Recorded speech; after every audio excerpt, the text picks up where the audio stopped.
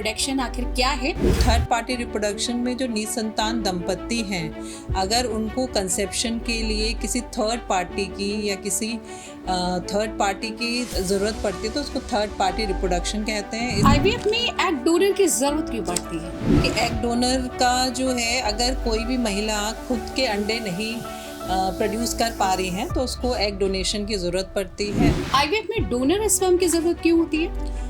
जो महिला egg donate कर रही है वो शादीशुदा होनी चाहिए, उसके मिनिमम 3 साल का एक बच्चा होना चाहिए। थर्ड पार्टी रिप्रोडक्शन में क्या मनचाहा बच्चा पैदा किया जा सकता है? अगर हम जेंडर की बात करें, जेंडर की बात करें तो इंडिया में कानून में आप नहीं करना है तो हम नहीं करते।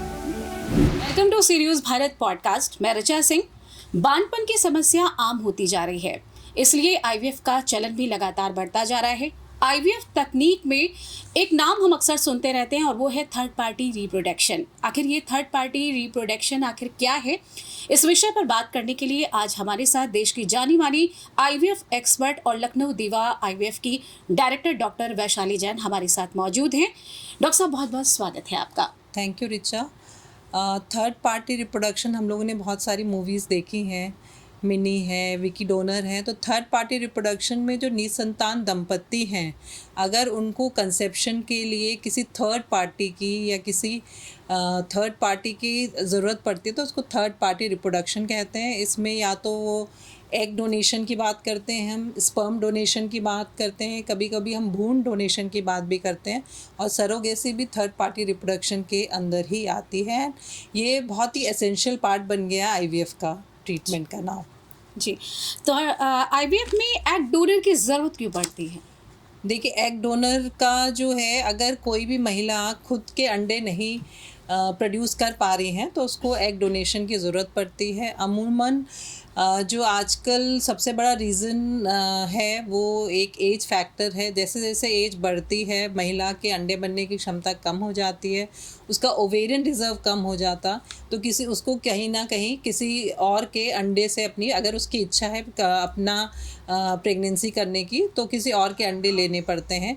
इसके अलावा मान लीजिए कभी कोई हादसा हुआ हो जिसकी वजह से उसके अंडाशय निकल गए हों, या फिर उसको कोई कैंसर रहा हो जिसकी वजह से उसकी कैंसर सर्जरी हुई हो, तो इन केसेस में भी महिलाओं को किसी और के अंडे लेके प्रेगनेंसी करने के लिए एग डोनेशन लेना पड़ता है।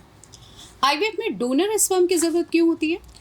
डोनर स्पर्म में जिन दंपत्ति के हस्बैंड जो हैं वो एजोस्पर्मिक होते हैं, मतलब जिसमें शुक्राणु हस्बैंड में नील होते हैं। अब नील ना होने के बहुत सारे कारण हो सकते हैं, हेरिडिटरी भी हो सकता है, कंजेनाइटल भी हो सकता है, कोई सर्जरी हुई हो, कोई इन्फेक्शन हुआ, तो देयर आर मल्टीपल रीजन जिसकी वजह से हस्बैंड के शुक्राणु नील हो गए हों, तब उनको स्पर्म डोनेशन की ज़रूरत पड़ सकती है।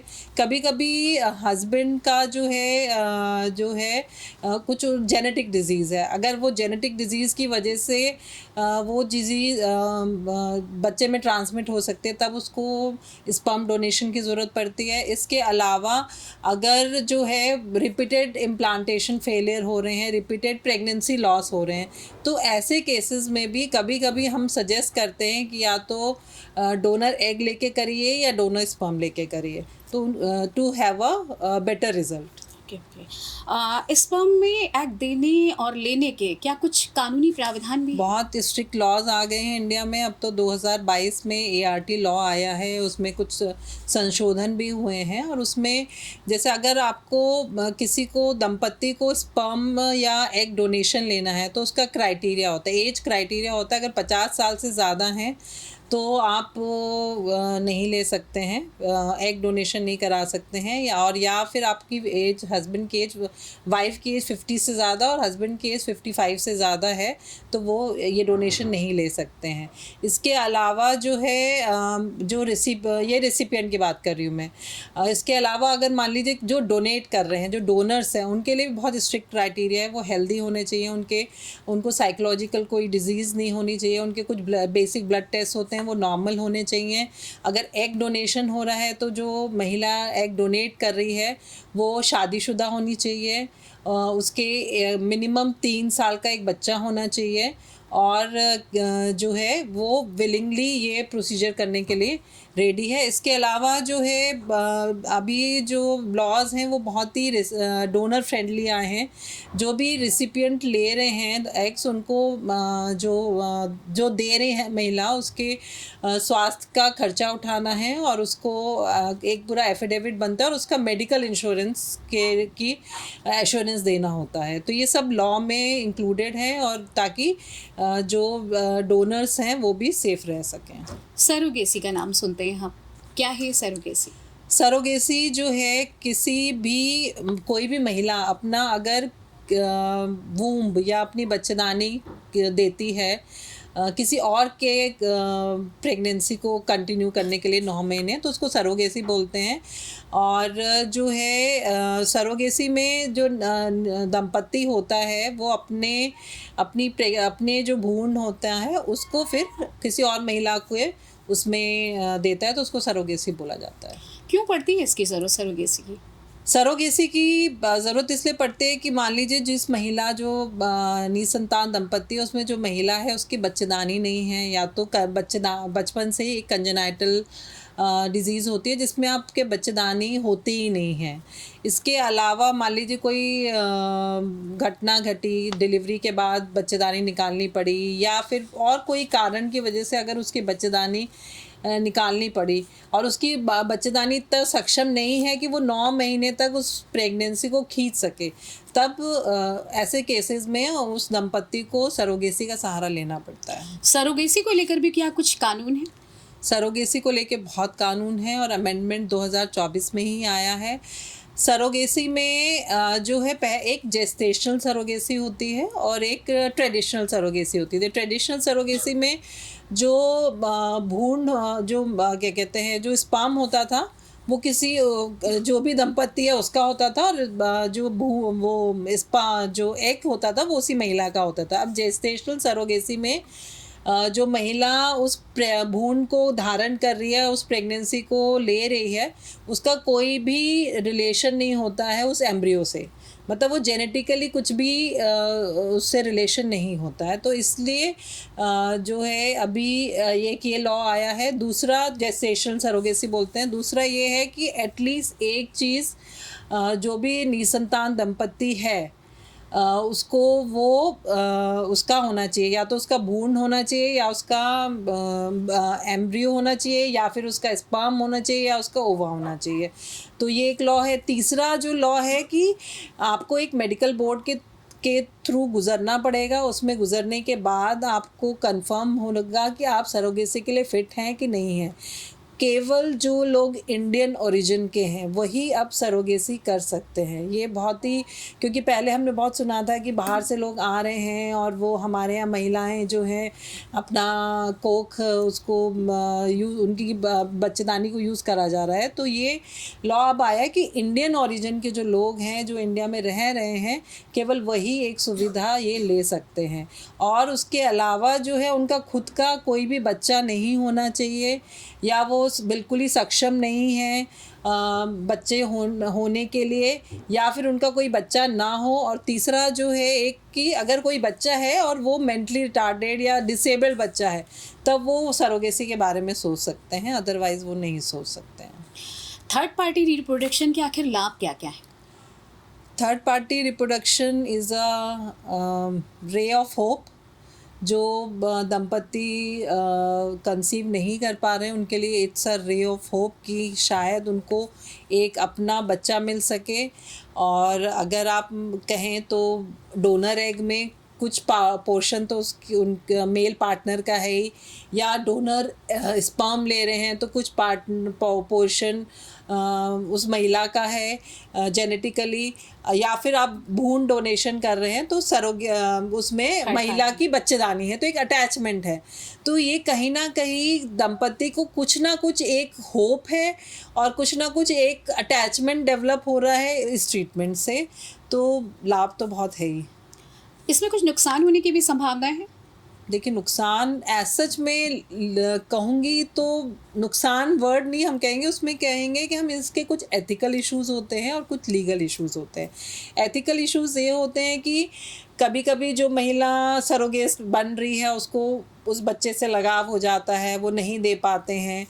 और लीगल इश्यूज इसलिए कहूँगी कि इसमें आपका फाइनेंशियल चीज़ें बहुत इन्वॉल्व होती हैं, पैतृक मतलब जो चीज़ें हैं कि कौन आगे लीगल हेयर बनेगा और कितने फाइनेंशियल चीज़ें जो हैं, तो लीगल और एथिकल इश्यूज इसमें ज़्यादा हैं एज़ कम्पेयर टू नुकसान वर्ड में नहीं बोलूँगी, क्योंकि ट्रीटमेंट बहुत सिंपल है इसका। मतलब अगर आप साइंटिफिकली देखा जाए तो treatment is not that difficult और रिजल्ट्स भी बहुत अच्छे हैं, बट जो लीगल इश्यूज और एथिकल इश्यूज इससे रिलेटेड हैं, that's why it becomes a complicated thing. भ्रूण डोनर की क्या प्रक्रिया है? भ्रूण डोनर तो यही है कि भ्रूण डोनर में क्या होता है कि एग भी किसी और का लिया जाता है, स्पर्म भी किसी और का लिया जाता है और उसको फर्टिलाइज़ कर दिया जाता है आर्टिफिशियल टेक्निक से, जैसे हम आईवीएफ में करते हैं, और वो सिस्टम डेवलप हो जाता है। फिर जो भी जिसको जो भी रेसिपिएंट होता है, जिसको भी चाहिए होता है, तो वो उसकी हम बच्चेदानी में डाल देते हैं, बट इसके भी स्ट्रिक्ट लॉज हैं। इसमें क्या लगता है कि इस प्रक्रिया में कितना ज़्यादा समय लगता है भ्रूण डोनर में? भ्रूण डोनर हो चाहे कोई भी चीज़ हो, उसमें समय तो लगता है, क्योंकि आपको पहले एक प्रोसेस से आपको जो डोनर है उसको अरेंज करना पड़ता है, फिर उसको फर्टिलाइज़ करना पड़ता है।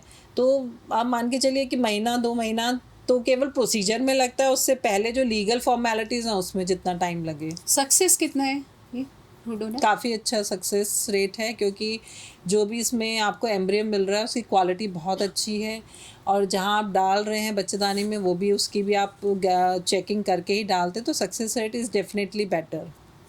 अगर हम बात करें कि इस प्रक्रिया में भ्रूण डोनर या आईवीएफ में, तो खर्च में कितना लगभग अंतर होता है?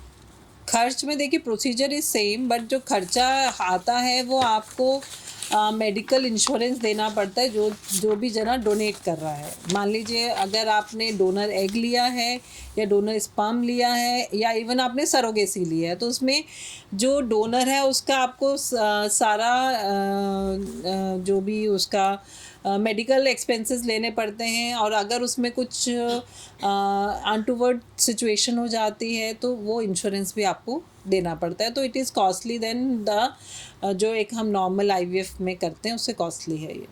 थर्ड पार्टी रिप्रोडक्शन में क्या मनचाहा बच्चा पैदा किया जा सकता है? अगर हम जेंडर की बात करें, जेंडर की बात करें तो इंडिया में कानून में आप नहीं करना है, तो हम नहीं करते हैं। बिल्कुल, बिल्कुल। इस प्रक्रिया की सफलता में कितनी उम्मीद होती है थर्ड पार्टी रिप्रोडक्शन में? बहुत अच्छी उम्मीद होती है, क्योंकि इसमें अगर आप एज़ पर लॉ जाके सब काम हो रहा है तो डेफिनेटली इसका सक्सेस रेट होता है वो बहुत अच्छा होता है। कहीं कुछ ऐसा भी होता है कि कुछ नेगेटिव आता है इसका रिजल्ट? कभी कुछ ऐसा होता है बहुत किसी रेयरली होता केसेस है, में ऐसा लगा लगा आपको है कि शायद? रेगुलर में से ज़्यादा कभी कभी नेगेटिव आता है, और बहुत ही हमारे जो दंपति होते हैं वो हताश हो जाते हैं। तो कभी कभी बहुत ही रेयरली होता है, लेकिन नेगेटिव भी आ सकता है। तो उसमें जुडिशियस यूज़ ऑफ जो डोनर आप यूज़ कर रहे हैं वो आपको बहुत ध्यान से चूज़ करना पड़ता है, और ऐसे ही जो रिसिपिएंट हैं उसको भी आपको पूरा एनालाइज करके ही आपको पेशेंट को उम्मीद हम बताते हैं कि क्या चांसेस हैं। बिल्कुल। आपने हज़ारों महिलाओं की सुनी गोद भरी होगी, लेकिन अगर हम बात करें भ्रूण प्रक्रिया या हम इसकी बात करें थर्ड पार्टी रिप्रोडक्शन की, तो आपको क्या लगता है कि कौन सा ज़्यादा सक्सेस हुआ है या मतलब कौन सा ज़्यादा कारगर है? देखिए, ट्रीटमेंट की अगर बात, फ्रैंकली तकनीक की बात करें। स्पीकिंग तो मैं ये कहना चाहूँगी कि आजकल जो है महिलाओं के एग्स की क्वालिटी धीरे धीरे कम हो रही है विद एज, तो डोनर एग्स की हमें बहुत ज़रूरत पड़ रही है इस समय। इसके रीज़न लेट मैरिजेस, क्या कहते हैं, हमारा जो एनवायरमेंटल फैक्टर्स, सोशल फैक्टर्स, ये सारे फैक्टर्स जो हैं वो that has contributed to diminish ovarian reserve in females, और जिसकी वजह से डोनर एग्स की ज़रूरत थोड़ी ज़्यादा पड़ रही है एज़ कम्पेयर टू अगर हम आज से 5 साल पहले या 10 साल पहले बात करें।